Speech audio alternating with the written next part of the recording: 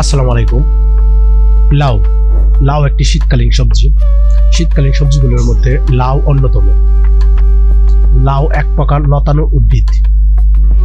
লাউ কাঁচা অবস্থায় সবজি হিসাবে খাওয়া হয়, আর পরিপক্ক অবস্থায় শুকিয়ে এটিকে বোতল, পাত্র বা নল হিসাবে ব্যবহার করা হয়। এই কারণে লাউয়ের ইংরেজি নাম হয়েছে বোতল গ্রাউন্ড।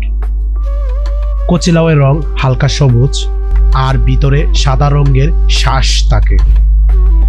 লাউয়ের বাকল, লতা এমনকি পাতাও খাওয়া হয়। লাউ নিয়ে বাংলার বিখ্যাত লালন সঙ্গীত একটি গান গিয়েছিলেন। গানটি হচ্ছে,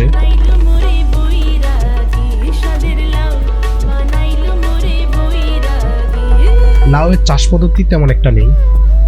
ছোট ছোট পলিথিন ব্যাগে 1 ভাগ পচা গোবর, 1 ভাগ দোআঁশ মাটি ভালোভাবে মিশিয়ে নিতে হবে। এরপর হালকা ইউরিয়া মিশ্রিত পানি দিয়ে 5 দিন রেখে দিতে হবে। এমনকি প্রতি পলিথিনে একটি করে বীজ বপন করতে হবে।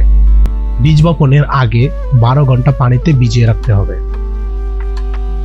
লাউ গাছ যাতে ঠিক মতন বাড়তে পারে সেই জন্য একটি মাচার ব্যবস্থা করতে হবে।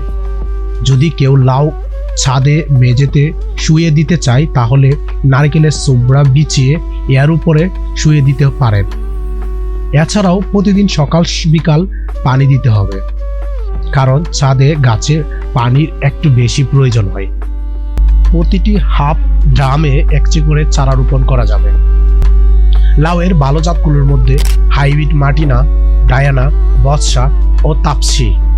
উপসির মধ্যে গ্রিন ডায়মন্ড, বাড়ি লাউ ও ক্ষেত লাউ। লাউয়ের বেশ উপকারিতা রয়েছে। লাউয়ের 96% পানি থাকে, যা আমাদের দেহের পানির পরিমাণ ঠিক রাখতে সাহায্য করে। লাউ খেলে ত্বকের আর্দ্রতা ঠিক থাকে, প্রস্রাবে সংক্রামকজনিত সমস্যা দূর করে, কিডনির কার্যকারিতা বৃদ্ধি করে। লাউ উচ্চ রক্তচাপ বিশিষ্ট রোগীদের জন্য একটি আদর্শ সবজি।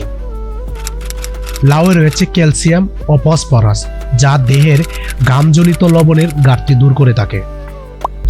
লাউ দাঁত ও হাড়কে মজবুত করে। লাউয়ের ক্যালোরির পরিমাণ কম থাকায় ডায়াবেটিস রোগীদের জন্য যথেষ্ট উপকারী।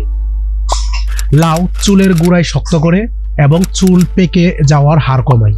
লাউয়ে রয়েছে কোষ্ঠকাঠিন্য, অস্ত্র, পেট ফাঁপা প্রতিরোধ। আজকের ভিডিওটা এই পর্যন্তই। পরবর্তীতে নতুন কোনো ভিডিও পেতে চাইলে অবশ্যই আমাদের ফেসবুক পেজটা ফলো দিয়ে রাখতে পারেন। ধন্যবাদ।